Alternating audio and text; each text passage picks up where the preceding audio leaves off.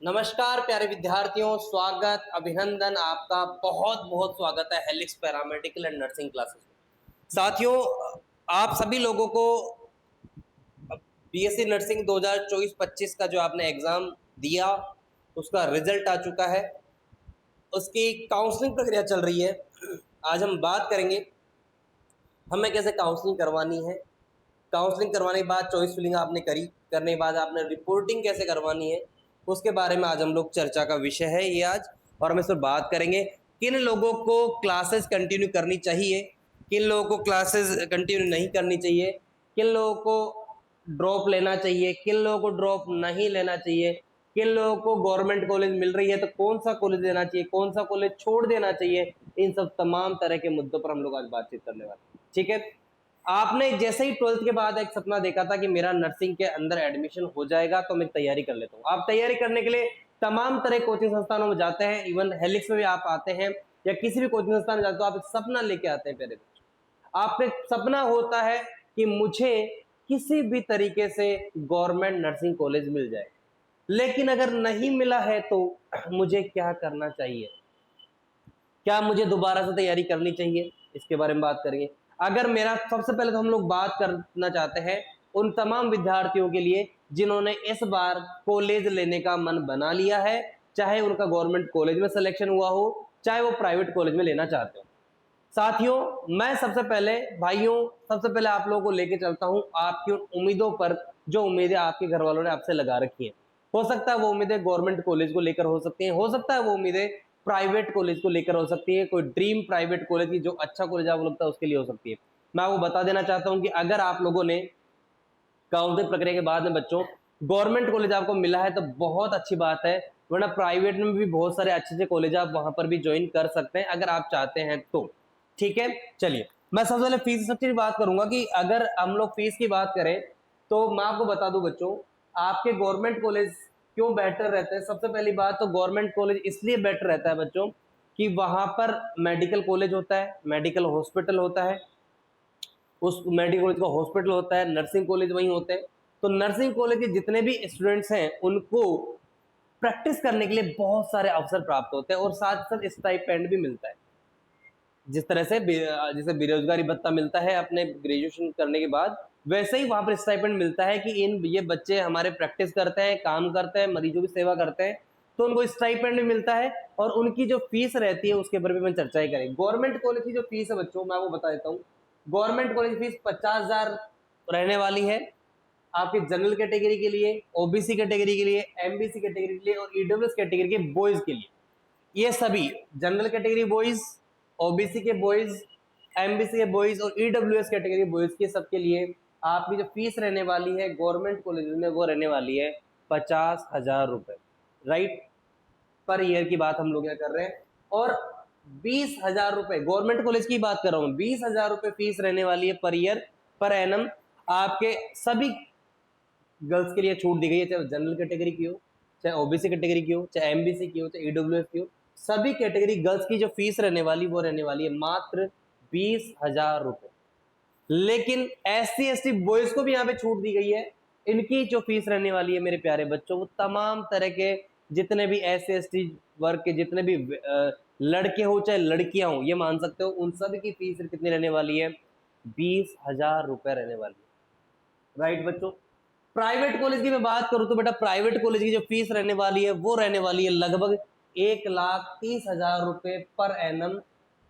Approx ये रहने वाली है, इससे ज्यादा ही मिलेगी, कहीं पे 10,000 रुपए ज्यादा मिलेगी, कहीं पे 20,000 ज्यादा मिलेगी, कहीं पे ट्रांसपोर्ट का पैसा लगेगा तो अगर आपका हॉस्पिटल दूर है तो, या फिर कहीं पर आपको ड्रेस कोड जो होगा उसका पैसा लगेगा, आपके जो प्रैक्टिकल प्रैक्टिसेस होती हैं उनके लिए पैसा लगेगा। तो बहुत सारे गवर्नमेंट के अलावा जो प्राइवेट कॉलेज होते हैं वो अपने अपने प्लानिंग के साथ चलते हैं और बहुत ज्यादा पैसा, ये 1,30,000 तक आप पे कर रहे हैं या 1,40 तक पे कर रहे हैं तो आप ठीक पे कर रहे हैं, लेकिन इससे ज्यादा कर रहे हैं तो ये बहुत समस्या वाली बात है, बहुत ज्यादा समस्या वाली बात है। अगर आपसे कोई 2 लाख रुपए ले रहा है तो भाई उस कॉलेज को ज्वाइन मत करिए, दोबारा से तैयारी करिए और अच्छा रिजल्ट आप लीजिए। प्राइवेट कॉलेज में बोलूंगा कि जो कॉलेज आरएनसी अप्रूवल है, बेटा राजस्थान नर्सिंग काउंसिल की बात कर रहा हूं मैं, है ना, आरएनसी, जो आरएनसी अप्रूव्ड है राजस्थान नर्सिंग काउंसिल, ठीक है, इससे अप्रूवल है कि नहीं है ये भी देखना है आप लोगों को, राइट। कौन से प्राइवेट के अंदर आपको देखना ही पड़ेगा। या फिर आईएनसी की बात कर लूं मैं, इंडियन नर्सिंग काउंसिल, इससे आप लोगों को इंडियन नर्सिंग काउंसिल से आप लोग क्या जो कॉलेज होना चाहिए वो एफिलिएटेड होना चाहिए। आ रही बात समझे, इनसे लगभग आपका एफिलिएशन होना ही चाहिए, समझ में आ रही है बात, है ना। ये एफिलिएशन होना ही चाहिए, अगर ये नहीं है तो बच्चों कोई मतलब का वो कॉलेज नहीं है। तो आप कोशिश करिए कि प्राइवेट कॉलेज ले रहे हैं तो कम से कम आईएनसी अप्रूवल होना ही चाहिए। मैं आपको बता दूं आईएनसी अप्रूवल जरूर होना चाहिए, चाहे आपका आरएनसी अप्रूवल को आप प्राथमिकता नहीं देंगे, आईएनसी को अप्रूवल की प्राथमिकता को देंगे तो वो कॉलेज आपके प्राइवेट में, अगर आप प्राइवेट कॉलेज एडमिशन लेना चाहते हैं तो वो ज्यादा बेहतर है। अब हम बात कर लेते हैं कि जिनको भी फर्स्ट काउंसलिंग के अंदर कॉलेज मिला है, गवर्नमेंट कॉलेज जिन बच्चों को मिला है उनको तो बहुत बहुत शुभकामनाएं और अभिनंदन, और आपका हमारी तरफ से हेलिक्स परिवार की तरफ से बहुत बहुत शुभकामनाएं बच्चों। बच्चों मैं आगे बात करना चाहता हूँ जिनको प्राइवेट कॉलेज मिल रहा है और वो प्राइवेट कॉलेज लेना चाह रहे हैं। देखो बच्चों, प्राइवेट कॉलेज बहुत तमाम प्रकार के हैं, लेकिन आपको बेस्ट कॉलेज कैसे चूज करना है, आप जाइए कॉलेज विजिट करिए। कॉलेज विजिट करने के बाद ये देखिए कि वहां पर अपने सीनियर से डिस्कस करिए यहाँ पढ़ाई होती है या नहीं होती है, वह डिस्कस करिए कि यहाँ पर क्लिनिकल प्रैक्टिस होती है या नहीं होती है, वहां आप डिस्कस करिए कि यहाँ पर रिजल्ट क्या रह रहा है। आप वहां कोशिश करिए कि पूछिए कि आप 1 ईयर तक पूरी क्लासेस चल रही है या नहीं चल रही, कई बार होता है 3-4 महीने शुरू में क्लास चलती है उसके बाद क्लास नहीं होती। तो आपको प्रत्येक प्राइवेट नर्सिंग कॉलेज में जाकर के बातचीत पूछनी है। तो अगर आपको लगता है कि क्लास ले लेनी है, तो कॉलेज अलॉट कर हुआ है जो ले लेना है तो आपको लेना है, अदरवाइज बच्चों आपको सेकंड काउंसलिंग के अंदर चले जाना है। सेकंड काउंसलिंग जो होगी उसके अंदर आपको एंटर कर लेना है। सेकंड काउंसलिंग जो होगी उसके अंदर वही प्रक्रिया रहने वाली, वही आपको फॉर्म फिल करना पड़ेगा, वही चीज रहने वाली। गवर्नमेंट कॉलेज की बात करूं बच्चों, अगर आपको डिजायर्ड कॉलेज मिला है तो अच्छी बात है, आप उसको ज्वाइन करिए। लेकिन अगर डिजायर्ड नहीं है, आपको लगता है इससे बेटर हो सकता है, तो आप फर्स्ट काउंसलिंग के अंदर जो कॉलेज आपको मिला है उससे छोड़ेंगे नहीं बच्चों, उस कॉलेज को आप कतई नहीं छोड़ेंगे। जो भी कॉलेज आपको मिला है फर्स्ट काउंसलिंग में उसे आप नहीं छोड़ेंगे प्यारे बच्चों, क्योंकि सेकंड काउंसलिंग में अगर आप अपग्रेडेशन का मौका मिलेगा, आप वो अपग्रेड कर पाओगे। लेकिन अगर आपने कॉलेज छोड़ दिया बच्चों तो सेकंड काउंसलिंग में आपको दिक्कत हो सकती है। इसलिए फर्स्ट काउंसलिंग में जिस भी बच्चे को गवर्नमेंट कॉलेज मिला है, चाहे वो कहीं भी मिला हो, राजस्थान में कहीं भी मिला हो, जैसे कि मान लो किसी ने 10 कॉलेज भरे और उसको 7वें नंबर वाला अलॉट हुआ और वो चाहता है मुझे तो 4th नंबर वाला चाहिए, गवर्नमेंट कॉलेज की बात कर रहा हूं बच्चों, तो आप लोगों को वो अपग्रेडेशन का मौका मिलेगा प्यारे बच्चों। लेकिन आप फर्स्ट काउंसलिंग के अंदर मिले हुए गवर्नमेंट कॉलेज को किसी भी हालत में नहीं छोड़ेंगे प्यारे बच्चों, वो कॉलेज आपको ज्वाइन करना ही करना है मेरे प्यारे बच्चों। ऐसा इसलिए बच्चों, आप ज्वाइन करेंगे तो आपको अपग्रेडेशन का मौका है। लेकिन बहुत सारे बच्चों ने फर्स्ट काउंसलिंग में जो हेलिक्स में नहीं थे, जो helix paramedical and nursing classes में नहीं थे, उन लोग को दिक्कत हो गई है क्योंकि उन्होंने तरीके से काउंसलिंग नहीं करवाई। लेकिन मैंने जिनको जिस तरह से काउंसलिंग करवाई, हमारे संस्थान जिस तरह से काउंसलिंग करवाई, लगभग सभी बच्चों को अच्छे से कॉलेज मिल जाएगा।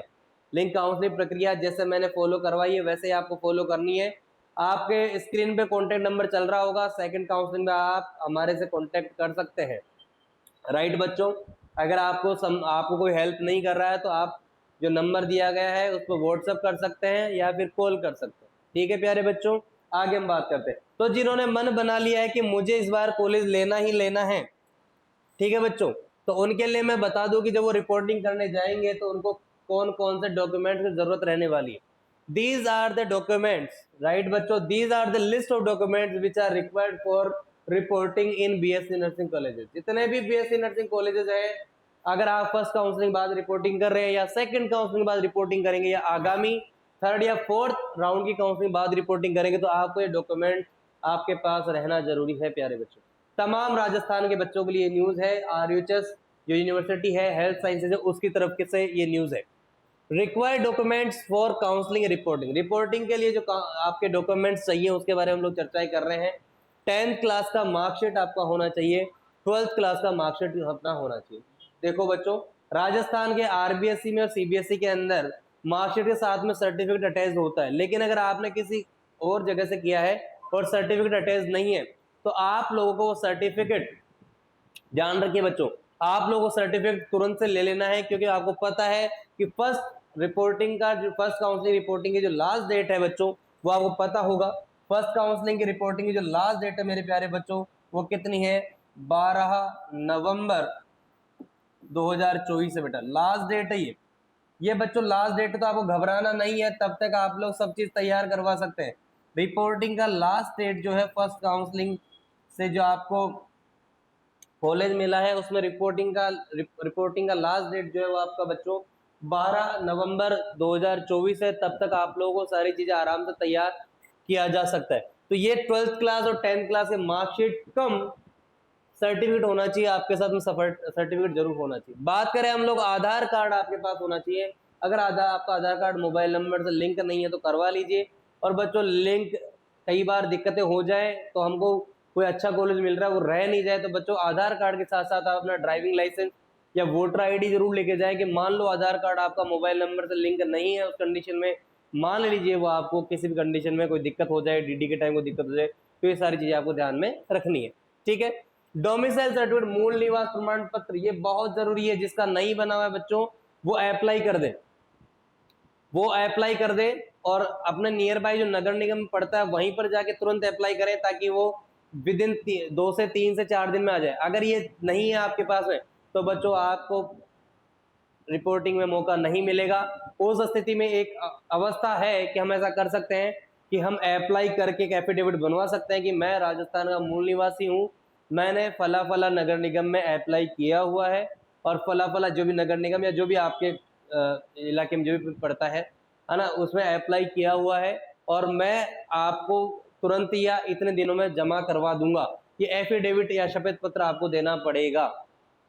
लेकिन ये डिपेंड करता है कॉलेज के ऊपर कि वो इसको माने या नहीं माने। उस अवस्था में आपको बच्चों क्या करना है प्यारे बच्चों, उस अवस्था में आप कोशिश ये करिएगा अपने नियर बाय के नगर निगम में जाकर के तुरंत से तुरंत काम करवाइए, ताकि आप लोगों को चीजें अच्छे से तुरंत से काम हो जाए। मूल निवास प्रमाण पत्र बहुत जरूरी है, क्योंकि आप राजस्थान नर्सिंग काउंसिल के अंतर्गत आने वाले आरयूएचएस के अंतर्गत होने वाले एंट्रेंस एग्जाम की काउंसलिंग करवा रहे हैं, उसकी रिपोर्टिंग करने जा रहे हैं। इसलिए डोमिसाइल सर्टिफिकेट यानी कि राजस्थान का मूल निवास प्रमाण पत्र बहुत जरूरी है। अब आता है माइग्रेशन सर्टिफिकेट। ये माइग्रेशन यानी क्या होता है बच्चों? प्रवासन। हमारा जब हमने 12th किया है तो हमने शायद सीबीएसई बोर्ड से किया होगा, राजस्थान बोर्ड से किया होगा, लेकिन जब हम कॉलेज करेंगे तो इन बोर्ड्स का कोई लेना नहीं होता। तो बोर्ड्स बोलती है कि आप हमारे यहाँ से माइग्रेट कर सकते हैं, राइट, आप हमारे यहाँ से माइग्रेट कर सकते हो। माइग्रेशन सर्टिफिकेट दिया जाता है बच्चों आपको, जो कि स्कूल से मिलता है, जो कि आपको बच्चों स्कूल से मिलता है। अगर आपको स्कूल ने नहीं दिया है तो आप शिक्षा संकुल के माध्यम से ले सकते हैं। अजमेर में तो अजमेर में ले सकते हैं, लेकिन आपके पास टाइम बच्चों 12 नवंबर तक है, इससे पहले आप लोगों को ले लेना है। और आपके स्कूल में छुट्टियां लगी हुई है तो प्रिंसिपल साहब से बात करके जैसे भी करके आपको ये चीजें लेनी ही लेनी है, क्योंकि इसके बिना आप दिक्कत हो सकती है, ध्यान में रखिएगा। बात करते हैं अपन लोग आगे माइग्रेशन के बाद में कैरेक्टर सर्टिफिकेट, यानी कि आपका चरित्र कैसा है, चरित्र प्रमाण पत्र इसको बोला जाता है। इसको बोला जाता है बच्चों चरित्र प्रमाण पत्र। तो चरित्र प्रमाण पत्र या कैरेक्टर सर्टिफिकेट की बहुत जरूरत रहने वाली, ठीक है। ये आपको या तो 12th स्कूल के बेसिस पे मिलेगा, या फिर आपको किसी गेजेटेड ऑफिसर से सिग्नेचर करके, या फिर नोटरी से भी आप इसको बनवा सकते हैं, अगर आपके पास वो नहीं है तो। फिर बात करते हैं कि 12th के बाद में 12th के स्कूल से आपको टीसी प्रदान करते हैं, ट्रांसफर सर्टिफिकेट देते हैं, वो भी आपके पास होना चाहिए। बहुत डू मस्ट है, 12th के बाद टीसी आपके पास होनी चाहिए, अदरवाइज आप योग्य नहीं होते हैं बच्चों, ठीक है। बात करते हैं गैप सर्टिफिकेट। मान लीजिए आपने 12th अभी ना करके बहुत पहले किया है, 1 साल पहले किया है, 2 साल पहले के जो गैप है, उस गैप को आपको नोटरी से लिखवाना पड़ेगा, है ना। नोटरी पेपर में लिखवा के देना पड़ेगा कि हाँ भाई इस वजह से मेरा ये गैप हुआ है, और ये गैप सर्टिफिकेट आपको संलग्न करना पड़ेगा, एड ऑन करना पड़ेगा प्यारे बच्चों, ठीक है, बहुत आवश्यक है ये। कास्ट सर्टिफिकेट, जाति प्रमाण पत्र, अगर आप एमबीसी के हैं, एसटी के हैं, एससी के हैं, इस कंडीशन में, ईडब्ल्यूएस के हैं, इस कंडीशन में आपको जाति प्रमाण पत्र प्रस्तुत करना पड़ेगा। अगर आपके पास नहीं है ना, या फिर अत्यंत पुराना है, तो उस केस में आपको योग्य नहीं माना जाएगा बच्चों, आपको रिपोर्टिंग से बाहर कर दिया जाएगा। मेडिकल फिटनेस सर्टिफिकेट की आपकी आईज 6/6 है या नहीं है, आपके जो भी चीजें हैं, आपका जितने भी मेडिकल फिटनेस के आप फिटनेस आप जो कोर्स कर रहे हैं उसके लायक फिट है या नहीं है, उसके लिए मेडिकल फिटनेस सर्टिफिकेट बनता है, यानी कि हेल्थ सर्टिफिकेट बनता है, तो वो आपके पास होना चाहिए बच्चों। वो आपके पास नहीं होगा तो आपको दिक्कत होगी, और अगर आप लास्ट डेट में जा रहे हो तो आप तुरंत नहीं बनवा पाओगे। आपके किसी पीएससी और सीएससी पर जो डॉक्टर साहब होंगे वो एक रसीद के साथ में आप ये बना करके देंगे, तो ये बहुत आवश्यक रहेगा प्यारे बच्चों। ठीक है, मैं आपको अत्यंत जोर देके कह रहा हूं कि वहां पर आपको तकलीफ होगी।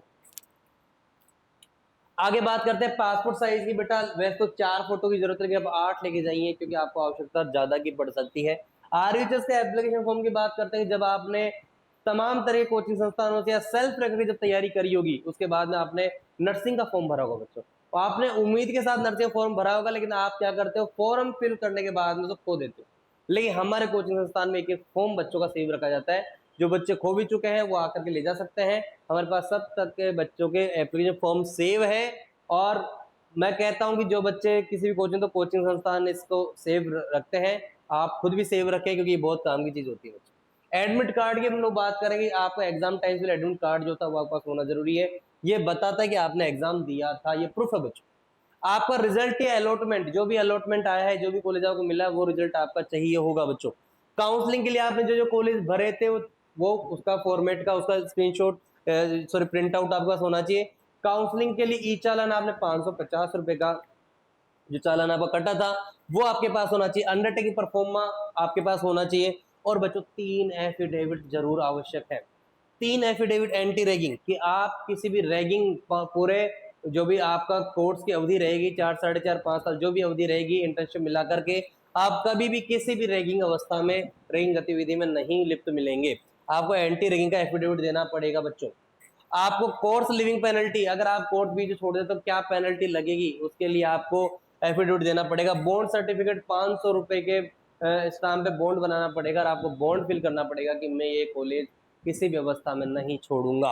राइट बच्चों, ये बहुत ज्यादा विशेष जानकारी थी आप लोगों के लिए कि किस तरह से क्या क्या चीजें आप लोगों को रिक्वायरमेंट है। ठीक है बच्चों, मेरे हिसाब से आप लोगों को कोई समस्या नहीं आ रही होगी। आगे हम लोग बात करें,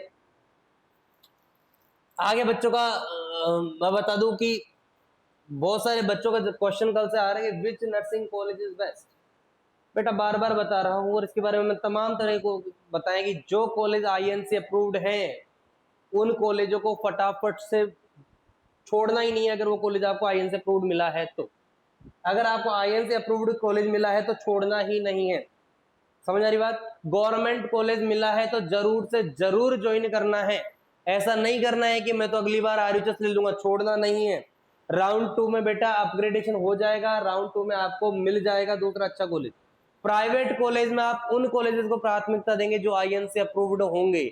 अगर वो आरएन से अप्रूव्ड है तो उनको प्राथमिकता ना देकर के आईएनसी अप्रूव्ड को प्राथमिकता देंगे। आई बात में, कुछ प्राइवेट कॉलेज की मान्यताएं, अप्रूवल जो है वो कोर्ट केस के अंडर में है, तो बेटा उनको प्राथमिकताएं आपको बाद में देनी है या नहीं देनी है, या फिर आपको छोड़ देना है। अगली बार के लिए आप आइए, बेस्ट तैयारी करिए, हेलिक्स के साथ आइए, नंबर दिए हुए हैं, नए बैच स्टार्ट है, आप इन नंबर कॉल करके ज्वाइन कर सकते हैं।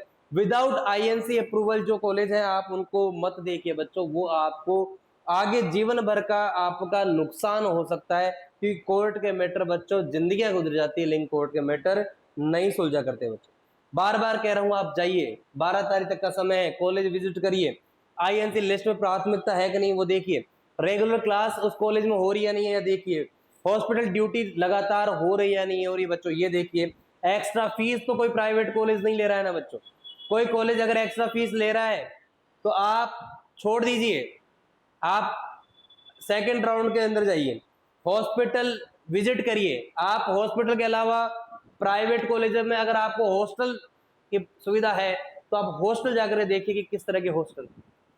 बच्चों मैं तो इतना ही कहना चाहूंगा कि आपको बेस्ट से बेस्ट चीजें मिलेंगी, आप बेस्ट से बेस्ट करिए, लेकिन आप बेस्ट को चुनिए। पहले आपको जितने भी तमाम तरह की चीजें मिली हुई है उनमें बेस्ट चुनिए, क्योंकि आपको first round, second round, third round, fourth round तक के नर्सिंग कॉलेज आपको देखने को मिलेंगे। राइट बच्चों, एक बात और कहना चाहता हूं प्यारे बच्चों, हमारे नए बैच स्टार्ट है हेलिक्स में आरयूएचएस और एम्स नर्सिंग के लिए। अगर आप ज्वाइन करना चाहते हैं फटाफट ज्वाइन कर लीजिए बच्चों, हमारे नए बैच स्टार्ट है और आप ज्वाइन कर सकते हैं। नए बैच ऑनलाइन भी स्टार्ट होंगे, ऑफलाइन स्टार्ट हो चुके हैं, ऑनलाइन जैसे स्टार्ट होंगे मैं आप लोगों को तुरंत बता दूंगा। और हमने 3 सिलेक्शन एम्स में दिए हैं बच्चों, उनके बारे में जानकारी मैं आपको दूंगा अगले वीडियो में। लेकिन मैं एक चीज बता रहा हूँ बच्चों की पढ़ाई का जो लेवल है उसमें है कि जितने बच्चे हम ले उनमें से मैक्सिमम का सिलेक्शन हम लोग प्रोवाइड करें। और यहाँ पर मैं आप लोगों को एक बात कह के अपनी बात समाप्त करना चाहता हूँ कि हमारे द्वारा किया गया कोई भी काम सोच विचार करके करना चाहिए, चाहे हमें थोड़ा सा 1 साल और लेट हो जाए। लेकिन अगर आपको लगता है आप में पावर है कि आप गवर्नमेंट कॉलेज लेना चाहते हैं, अगर आप चाहते हैं कि आप बेस्ट करना चाहते हैं तो बेटा हम आपके साथ हैं। आप चाहते हैं कि गवर्नमेंट कॉलेज सीट आप चाहते हैं तो अभी से, बाद में नहीं बच्चों, अभी से जो तैयारी करेगा वो गवर्नमेंट कॉलेज लेके जाएगा। अभी से जो मेहनत करेगा वो गवर्नमेंट को ले जाएगा, और वो आरयूएचएस नहीं एम्स लेके जाएगा बच्चों, मैं गारंटेड कह रहा हूँ आपको। बीएचयू लेके जाएगा, एफएम लेके जाएगा, मैं कह रहा हूँ आपको एमएनएस में सीट लेके जाएगा, मैं आपको कह रहा हूँ बच्चों। तो आप तैयारी करिए, मेहनत करिए, संपूर्ण भारतवर्ष के बच्चों के लिए नर्सिंग का प्लेटफॉर्म तैयार हो चुका है। इसी के साथ मैं विदा लेता हूं आप लोगों से, मिलते हैं अगले वीडियो पर। तब तक के शुक्रिया, अभिवादन, आप लोगों का यूं ही प्यार बनाए रखे। Thank you so much. जय हिंद, जय भारत, जय राजस्थान।